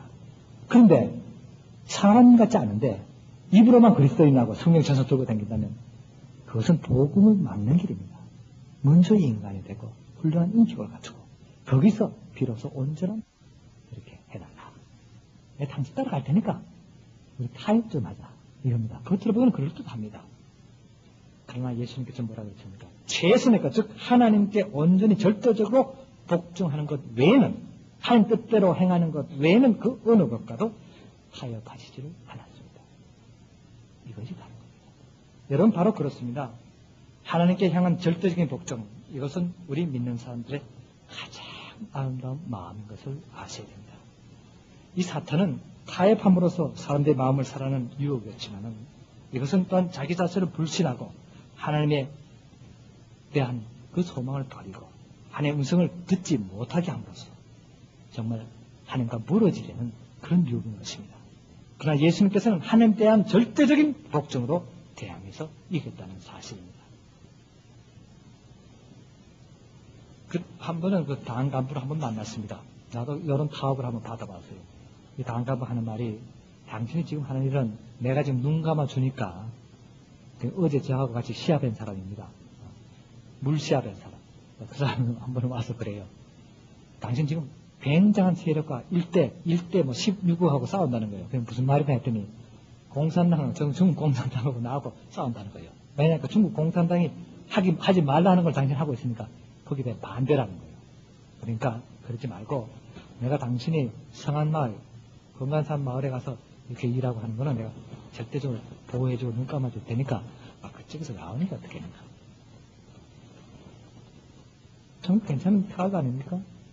편하거든. 그러면 당신 가서 뭐 배고프게 고생하지도 않아도 되고 그렇게 앞으로 당신 가만 보니까 그 병에 전염돼서 또 곤란할 수도 있으니까 어떻게 하냐. 참 기가 막힌 타협 아닙니다. 아니 여기 이런 게 딱 걸리거든요. 제가 한참 생각하면 하는 척 하면서 그렇게 얘기했습니다. 이것이라고 내가 여기 온 것은 이 사람들 위해서 아니라는 사실은. 그 사람들 위해서 하는데 내 목적한 바가 그건데 나는 이건 안 해도 좋아. 이상한 사람 위해서는 다른 사람이 없는 누가 또 와서 할 테니까. 그럼 나는 두고, 난 거기 그냥 필요가 있거든. 그랬더니 그 사람 하는 말이 나중에 후회할 건데, 그래서 이렇게 또 협박도 하면서 이렇게 물러났습니다. 여러분, 우리는 때때로 이같이 정말 사탄으로부터 시험받을 때가 많습니다. 넌 너무 그렇게 말씀대로 하지 말고, 너무 성경대로 신앙적으로 따라가지 말고, 좀 이렇게 적당히 타협하면 나도 네 따라갈 수 있잖아. 이거 얼마나 엄청난 말입니까? 적당히 하면 따라갈 수 있잖아요. 사랑하는 여러분, 이런 때 여러분 어떻게 해야 됩니까? 이 세 가지 유혹이라는 것은 항상 우리에게 예수님이 표본으로 받으신 시험일 줄 압니다. 우리 인생 살아가는 데서 이 같은 일이 얼마나 많이 생기는가 하는 사실입니다. 한 번은 기차를 타고 이제 하루 이틀을 이제 길게 다른 성으로 제가 이동하는 시간이 있어서 가는데, 제가 이제 또 이제 책을 이제 읽고 있었어요. 성경을 이렇게 읽고 있으니까. 가는 데는 기차 타면은, 제가 중국 기차 내용을 좀 해야 되겠네요. 사람이 꽤 많습니다. 꽉 차요. 그래서 이 화장실까지 꽉 찹니다. 그러니까 화장실 볼일 보러 가기가 좀 힘듭니다. 그러니까 전 탈 때 항상 깡통을 큼직한 걸 하나 들고 탑니다. 그럼 나만 그런 게 아니고 다 그래요. 그냥 그 자리에서 이제 일 볼 걸 다 보고 창문만 열고 씩 던져버리면 되니까, 떨고는 또 가고 또 급하면 또 했다가 이제 이렇게 합니다. 근데 이제 문 열 때 좀 조심해야 되죠. 저쪽 칸에 앞칸에서 던져버리면 그대로 들어오니까. 처음엔 제가 그걸 몰랐는데 중국 사람이 상당히 신중하게 그 문을 열 때 살짝 열길래, 저 사람 느려서 그런가 봐 했더니, 아니에요. 살짝 금방 탁 닫아요. 그게 뭐가 탁 떨어지는 거예요. 저기서 이제 뭐가 오는 겁니다. 그럼 또 이러고 이제 뒤로 떨어지는데, 그런 시간을 이제 북경에서 타면 한 8일간 와야 됩니다. 그러니까 여러분들이 이제 한번 저를 방문하시려면 좀 준비를 미리 여기서 하셔서 한 8일간 좀 이걸 할 수 있는 준비를 하셔서 오시면 되죠. 그렇게 이제 이렇게 하니까 그 속에서 냄새가 고약하죠. 여자는 여자대로 이렇게 앉아서 하고. 그러니까 거기서는 꼭 목욕탕 같아요. 정말 그런 게 없으니까. 왜냐하면 일어나면 또 자리 뺏기거든. 누가 쑥 앉으니까 나갈 수도 없고 들어올 수도 없고 이제 꼼짝 이제 앉아가 있게 되죠. 이제 그런 판인데, 내가 책을 이제 지루하니까 책도 있고 이제 성경 읽고 있었는데, 앞에 웬 아주머니가 타고 앉았었어요. 그래서 자꾸 날 헐거먹고 보는 거야. 어떤 사람은 뭐 담배 피우고, 어떤 사람은 떠들고 놀고, 어떤 사람은 무슨 노름 같은 걸 하기도 하고 이제 하는데, 나 혼자만 이러니까 이 사람이 하루 종일 본 모양이에요. 내가 꼼짝 안 하고 이제 그것만 보고 앉았습니다. 갑자기 말문을 툭 열어요. 선생, 그럼 뭐가 재미나서 그렇게 하루 종일 봅니까? 그래요. 그걸 보느냐고. 그래서 중국 사람들은 잘 먹고 잘 산다 그러면 좋아합니다. 그래서 이 책에는 잘 먹고 잘 사는 얘기가 있어서 내가 본다고 했더니, 그러면 끝나는 줄 알았더니, 그거 좀 나도 좀 들려달라고 말이야. 혼자 잘 먹고 잘 살면 어떡하냐고. 자기도 들려달라고 그래요. 중국서는 이제 전도를 하게 못합니다. 그렇지만 상대방이 뭐라고 물으면 대답은 할 수 있거든요. 법이 어긋나다니까. 그래요? 그럼 얘기하죠. 거기서부터 이제 얼마 갑니까? 자기 하루 더 간다는 거예요. 하루 좀 간다는 거예요. 그럼 뭐 시간 충분하니까 얘기하겠다고. 근데 그때부터 성경 공부 시작합니다. 자다가 말다 하니까 뭐 시간이 있고, 그래서 창세기부터 이제 시작할 겁니다. 뭐 에덴의 동산이 나오고 이제 그걸 얘기로 이제 이야기 성경으로 해서 이제 쭉 틀어나가니까, 구약이 끝나기 전에 뭐 시간 되더니 이제 내려야 돼요. 아니, 선생, 다음에 언제 만나면 그냥 계속 합시다. 그리고 이제 내려보는 거예요, 사람이. 그게 이름도 모르고 성도 모르고 그렇게 하고 헤어졌어요. 그 다음에가 돼서 제가 또 기차를 타고 이렇게 가게 되는데, 이 기차가 가다가 그냥 섰어요. 서더니 뭐 몇 시간 후에 간다, 다음날 간다, 말도 없이 그냥 선 거예요. 그래서 이제 기관소 물어보니까 아마 내일 아침쯤 되면 떠날 거라고 그래요. 내일 아침쯤. 그러니까 뭐 몇 시인지 모르고 그냥 가서 저녁 먹고 자고 들어가는 거예요. 그 추운 때니까. 그 차 안에서 뭐 불도 안 들어가니까. 다 사람들이 내렸습니다. 그래서 나도 내려서 어디 좀 가서 이제 밥이라도 먹을까 하고 이제 이렇게 우영우영 하다가 보니까 갑자기 누가 저쪽에서 막 소리를 치면서 부르는 소리가 나요. 그래서 난 여기 평생 처음 온 사람이니까 뭐 난 아니겠지 하고 난 나대로 이제 음식점 찾는다고 이제 우왕하니까 갑자기 웬 사람이 저를 허리를 꽉 껴안아요. 그래서 보니까 웬 부인이에요. 당신 누군데 왜 이러냐고 했더니, 선생님 난 모르겠냐고.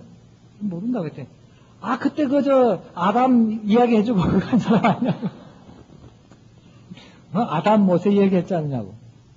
가만 보니까 알듯하기도 하고 하도 많이 지나갔지만 그때 그 얘기 들으니까 나한테 앉았다가 이제 얘기를 들은 사람이 생겨서 그거 어떻게 해야 됩니까? 내가 지금 선생 만나고 기차만 타면 맨날 첫 칸부터 마지막까지 다 돌아다녔다는 거예요. 그렇죠. 왜 그래 했더니 이 사람이 이제 이성 저성 다니면서 물건 파는 행상인이에요. 그러니까 이상의 상품을 사서는 저기 가서 팔고 이유면 또 여기 사서 이렇게 팔고 이제 한 번 나가면 몇 달씩 돌아다니는 사람인데 이게 외부에선 행상인 오면 시골 사람 얘기를 듣고 싶지 않습니까? 그럼 오면 이제 이 사람들이 이 사람이 이제 얘기를 잘하는데 날 만난 후부터는 내한테 들은 얘기만 하게 되는 거예요. 아담이 하와하고 결혼했는데 첫날 밤에 뭐가 잘못돼서 쫓겨났다고 뭐라고 했냐고 그래요. 그 쫓겨나니까 그 큰 할아버지가 보고는 말이야 너 집에서 쫓아냈다고 말이야 뭐 싸웠겠다 그런 식으로 이제 얘기가 엮어 나가니까 얼마나 재밌습니까 사람들이. 그러니까 자꾸 그 얘기를 하라니까 자꾸 하다 보니까 미천이 떨어진 거예요. 그러니까 이제 날 만나서 또 들어야 이제 또 계속 이어지는데 그러니까 기차만 타면 저 사람도 기차 타고 다니는 사람이야 해서는 기차만 타면 온 데를 돌아다니면서 이제 찾았다는 거예요. 못 찾은 거예요. 1년 동안. 그래서 내가 기도까지 했다고 그래요. 당신 하나님 신이 누군지 몰라도 좀 만나게 해달라고. 그래서 1년 만에 또 만난 겁니다. 자기 집에 가자는 거예요. 그 동네가 자기 집이야. 그래서 이제 내려서 가니까 사람들이 몰려오기 시작하는데 한 200명가량이 몰려왔어요. 들어가니까. 이제 이 사람이 갔다 오면 동네 사람 모여서 이제 얘기 듣는 거예요. 그냥 오자마자 그 얘기를 했더니 그걸 1년 내내 했더니 이 사람들이 말이야 뭐 다른 얘기 없냐고 자꾸 그런 판인데 잘 됐다는 거야. 당신이 좀 하라고 직접. 그러니까 내 선생 데려봤다고. 제가 태어나서 처음으로 14시간 성경 공부 처음 해봤어요. 쉬지 않고. 그러나 저녁 7시부터 그 다음 아침 9시까지는 했으니까 생각해보라고. 앉아. 딱 앉아서 이제 얘기하는 거예요. 다시 시작되는 거예요. 창세부터 다시 시작하니까 응? 그 아줌마 그거 틀렸지 않냐고. 딱 얘기하는 거예요.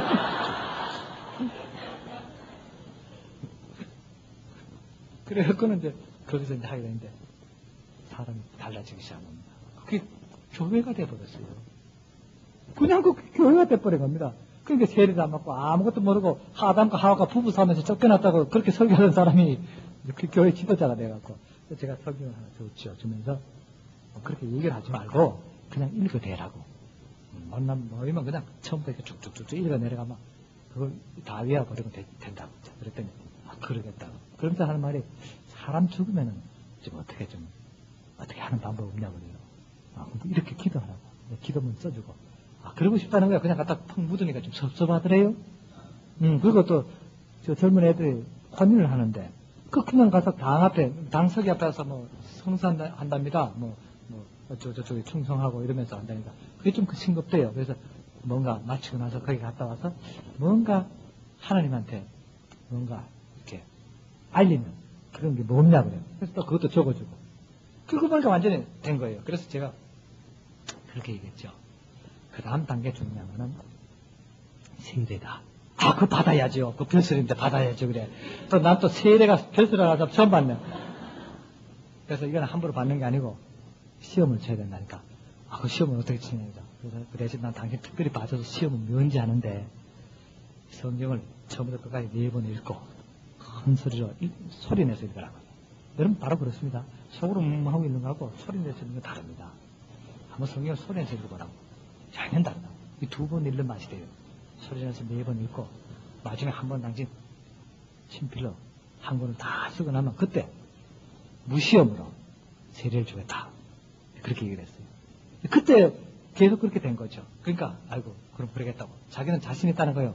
기차 타고 계속 읽어대면 되니까 소리 크게 하면 사람들이 시끄럽지 않냐 그러면 자기가 이야기책 읽어준다 그러면 된다는 거예요. 그럼 읽으면 옆에 사람 다 들으니까. 그래서 교회가 하나 세우게 된 겁니다. 그래서 제가 가만히 생각하면 참 신비로워요. 하나님께서는. 그래서 제가 어제도 말씀드렸지 이 전도는 미루면 안 됩니다. 당장 해야 되는 겁니다. 하나님의 선이라는 것도 미루면 안 됩니다.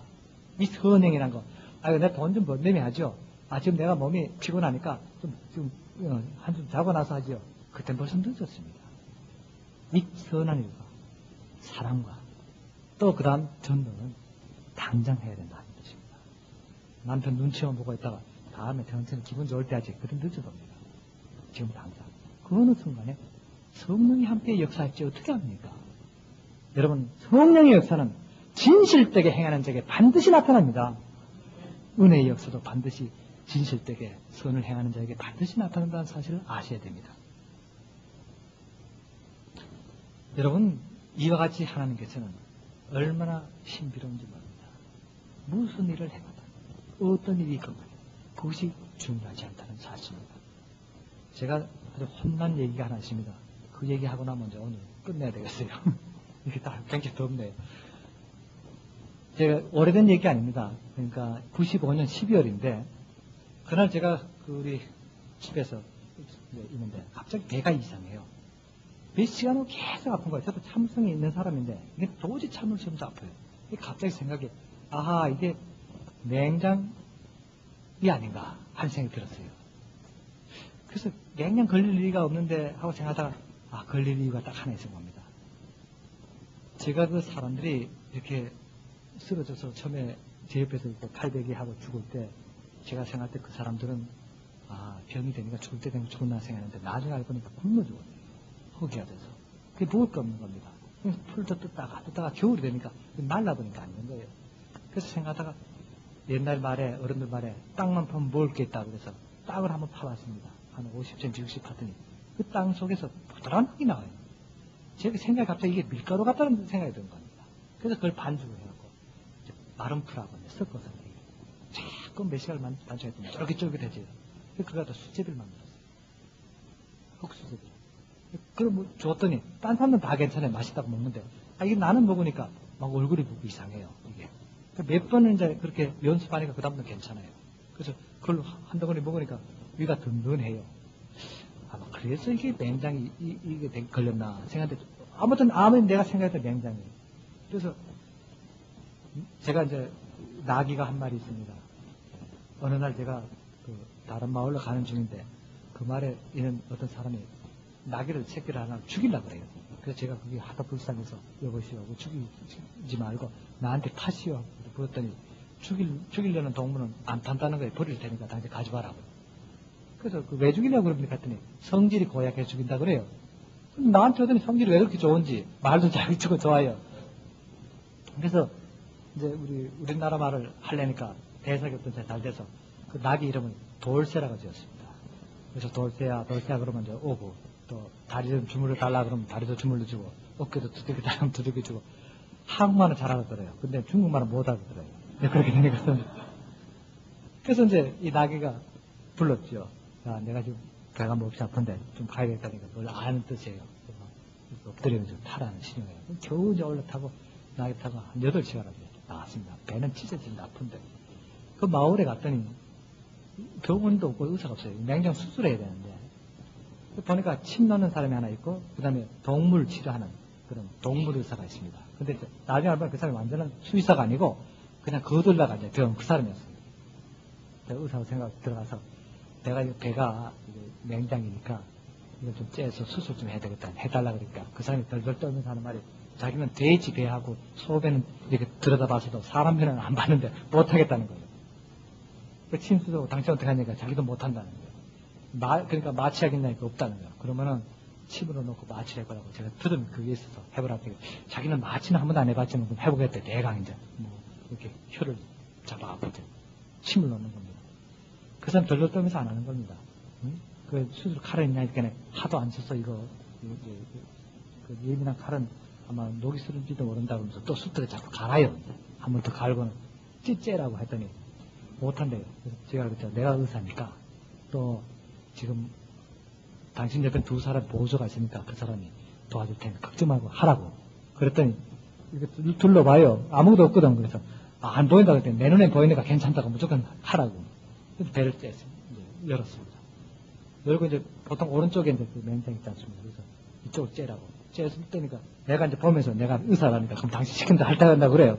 그러라고 하죠. 이렇게 보면서 하니까 옆구리 쬐는데 창을 끄는데 모르겠다는 거예요. 나도 안 보이고 이걸 풀어보려니까 그러면 안 되겠다. 그럼 도로 집어넣고 가운데를 째라. 길쭉하게 이렇게 보면 할 테니까. 그 사람이 그냥 또 째라는 그 째는 대로 배꼽 위부터 쭉 찢어져. 조금 적당히 찢어도 되는데 나중에 알고 보니까 맹장은 조금만 찢어도 된다 그러는데 알아야지. 나도 봐야 되니까 쭉 찢었습니다. 창자를 다 끌어내는 거예요. 그거 참 이상하게 생겼지도 않아요, 속이. 그래서 그건 이겁니까? 나도 모르죠, 뭔지. 그거 아닌 것 같다, 또 아닌 것 같다 하다가 도로가 좀 부패된 듯한 게 조그만 게 달려 나와요. 아, 저거 같다. 잘라버려라. 잘랐습니다. 집어넣었습니다. 근데 나중에 전 몰랐는데, 난 아무 실이나 이렇게 배를 끌어내면 되는 줄 알았어요. 근데 뭐, 수술하는 데는 또 실이 또 다르다 그러대요. 그러니까 그 사람이 이제 입을 끄면은 그 붉은 실로 이제 그 바늘 내서 이제 끌어낸 겁니다. 대충 끌어내니까. 이게 아물지가 않아요. 이게 붙어가고. 그때 겨울인데, 날씨는 춥한데, 배는 이게 얼어오는 것 같고, 열었다 닫으니까, 거기다 무슨 약을 뭐 써야 돼. 나중에 알았죠. 약을 써야 된다고. 근데 뭐 물은 줄줄 나고 피는 아물었지만은, 이게 뭐, 안 됐어요. 그래서, 솔직히 나귀를 타고 이제, 어디 가나 우리 마을로 돌아오게 됐죠. 돌아와서 듣는데, 그 어느새 2, 3일 새에, 그 눈도 오고 비도 내리는 바람에, 다리가 그냥 얼기 시작하는 겁니다. 설상가성으로 참, 설상가성이 그 말인 것 같아요. 배는 찢어졌죠. 두 다리는 점점 좀 얼어옵니다. 그래서 하도 기가 막혀서 들어가서 들어누워있으니까 꼼짝을 못한 겁니다. 다리가 점점 불어오르면서 거기서 진이 나오고 아주 누런 물들이 나오니까 퉁퉁 붓습니다. 나중에 알고 보니까 그 다리 잘라낼 정도로 그렇게 심각했습니다. 처음에는 이 사람들이 오더니 좋아해요. 그래서 왜 좋아하냐 했더니 당신도 우리같이 된 것 같다고. 그러니까 어디 안 가고 우리하고 평생 살 테니까 좋다는 거예요. 두 다리 잘라지면 이제 괜찮으니까. 근데 내가 하든지 괴로워하니까 사람들이 보존이 안 됐든지 이 팔다리 없는 사람 기어와서 제 다리를 마사지를 하는 겁니다. 팔다리가 없으니까 얼굴 갖다가 그냥 비벼댑니다. 그래서 팔이라도 좀 있는 사람 팔로 비비는데 거기서 뭐가 나옵니까? 자기 몸에서 나는 고름덩어리, 피고름이 그냥 묻어서 내 발을 그냥 감싸기 시작합니다. 제 배도 찢어진 배 안에다 그냥 민들대니까 배우도 이만큼 그냥 그 고름으로 덮였습니다. 나중에 굳어지니까 그것이 깁스처럼 이렇게 말라요. 그러더니 그 부풀고 배도 이렇게 불르게 했던 배가 점점 가라앉습니다. 다리도 이 구워진 다리가 점점 줄어들기 시작하는 겁니다. 근데 나중에 그게 장화처럼 벗겨져요. 무릎까지 이렇게 긴 게. 벗겨지면 이게 두꺼운데 피고름 장화. 아주 처음 봤지. 배도 이렇게 뜯어냈어요. 깨끗해져. 여러분 제가 그때 깨달았습니다. 하나님의 역사는 가장 더러운 문둥이 고름으로 최고의 명약을 만드는구나. 그 안에 이들의 사랑이 있기에. 여러분 아무 더러운 것이라도 사랑과 함께라면 최고의 명약이 된다는 걸 그때 알았습니다. 그래서 제가 놀란 것을 하나 깨달았습니다. 내가 이 사람들을 베풀어준다고 사랑을 베푼다고 왔는데 사실 그게 아니었다는 사실을 제가 그때 깨달았습니다. 여러분 어떤 분은 제가 예수님과 닮아간다고 그럽니다. 예수님처럼 한다고 그러지만 사실 그렇지 못합니다. 그때 제가 깨달은 겁니다. 2년 전에. 예수님과 저와의 차이점이 바로 이거였습니다.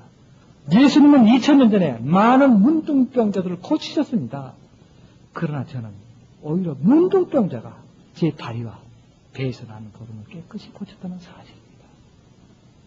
이것이 저와 주님의 차이라는 것을 그때 깨달았습니다. 그렇다면 저는 오히려 이 문둥병자보다 더 아랫사람이 아니냐. 오히려 내가 그들을 베푸는 것이 아니라 오히려 제가 그들에게 도움을 받았다. 사실 그렇습니다. 제가 진심으로 고백하는 것은 오히려 제가 그들을 은혜를 베풀어 준 것이 아니다. 많은 은혜를 받았다는 사실입니다. 사랑하는 여러분, 제가 그때 비로소 주님의 저에게 하신 그 일을 깨닫게 됐습니다. 이렇게 겸손을 배우라는 겁니다. 내가 가장 낮아져야 되겠다. 주님의 십자가를 지려면 가장 낮은 사람이 되어야 되겠구나. 영적으로건 육적으로는 가장 낮은 사람이 되어야만 주님의 십자가를 대신 질 수 있겠구나 하는 사실을 깨닫게 됐습니다. 사랑하는 여러분, 하나님의 은혜가 뭔지 압니까? 성령의 역사가 뭔지 압니까? 그것은 사랑의 역사입니다. 사랑을 하기에 그 더러운 고름이 가장 귀한 약이 된다는 사실입니다. 사랑하기에 교만한 사람이 가장 겸손한 착한 사람으로 변화된다는 사실을 아셔야 됩니다. 사랑하니까 하나님께서 쓰시고 그 고귀한 십자가까지 대신지게 맡기신다는 사실을 아셔야 됩니다. 이제 여러분들이 주님의 사랑, 그 사랑을 받아서 실천할 때마다 그 사랑을 통해서 성령의 역사, 은혜의 역사 반드시 나타날 줄 믿습니다. 기도하겠습니다. 아버지 하나님, 정말 부족한 저희들입니다. 아무것도 가진 것도 없습니다. 아무 능력도 없고 무능한 저희들입니다. 그러나 주님께서 저희들을 사랑하셨기에 저희들이 주님 위해서 대신 십자가를 졌기에 성령의 역사, 은혜의 역사 함께할 줄 믿습니다. 이제 앞으로 남은 여생 저희들이 대신 주님의 십자가를 지고 사랑의 역사를 펼칠 때마다 그것이 성령 충만이요 은혜 충만케 될 줄 믿습니다. 아버지 하나님 감사합니다. 이곳에 이 교회를 세우시고 주님의 종을 보내시사 주님의 귀한 양들을 양육해 하신 것도 태초 전부터 예정하신 하나님의 은혜인 줄 믿습니다. 이제 이 목사님과 온 교우들이 정말 주님의 십자가를 대신 지고 사랑의 역사를 실천할 때마다 이 시카고 지역은 물론이고 온 땅에 하나님의 영광으로 반드시 나타날 줄 믿습니다. 성령의 역사로 나타날 줄 믿습니다. 은혜 충만할 줄 믿습니다. 예수님 이름으로 기도합니다. 아멘.